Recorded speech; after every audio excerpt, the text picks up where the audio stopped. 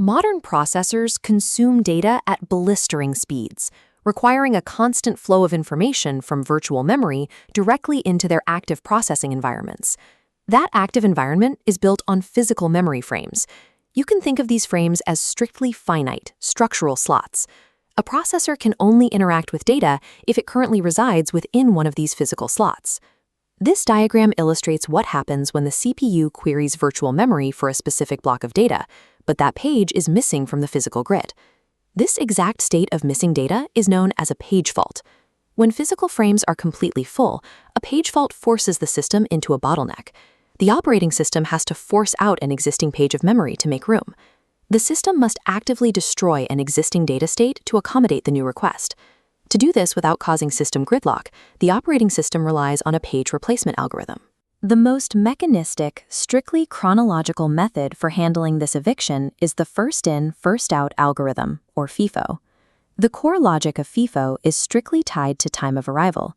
When it needs to clear a frame, it prioritizes the exact page that has resided in physical memory for the longest uninterrupted duration.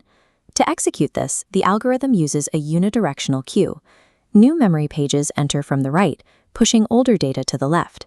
When a page fault requires an eviction, the oldest block simply drops off the edge to make room. This queue operates with complete blindness to context. It does not track how often a page is accessed, nor does it care how recently the CPU queried it. FIFO trades predictive intelligence for extreme mechanical simplicity. Survival in this queue is based on a single metric, arrival time. We trace this logic using a standard Galvin textbook test. Our workspace contains a reference string of 12 specific memory requests and an allocation of exactly 3 physical frames. In the initialization phase, these frames are completely empty, so first requests hit open slots.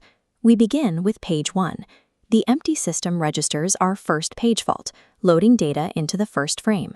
Page 2 triggers a second fault, appending directly behind page 1 in our queue. Page 3 fills the final frame, logging a third fault. An entirely empty system guarantees consecutive faults until its capacity is reached. Our baseline queue is now fully established. The sequence hits friction at page 4.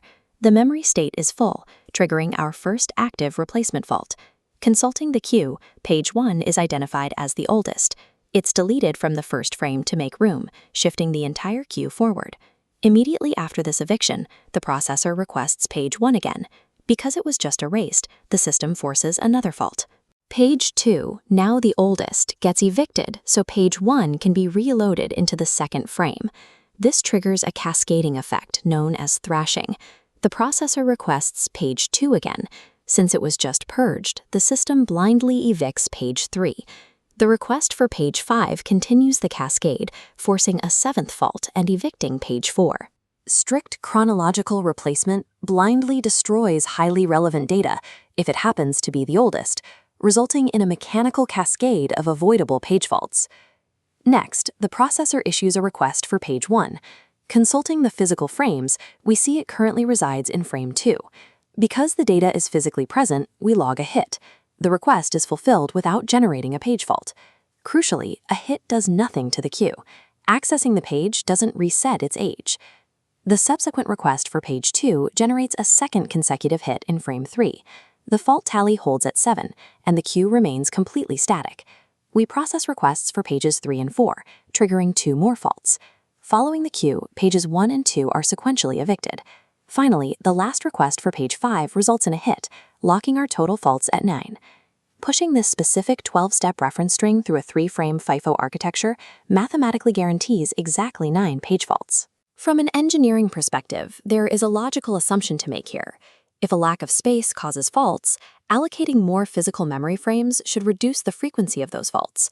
But under a FIFO architecture, this assumption is false. This failure is defined by a critical concept known as Beladys anomaly. We can map this anomaly on this graph, comparing physical frames to page faults. As we add memory, the fault rate initially drops, but for certain reference strings, hitting exactly 4 frames paradoxically spikes the total number of page faults upward before settling down again. The root cause of this anomaly lies in FIFO's underlying logic.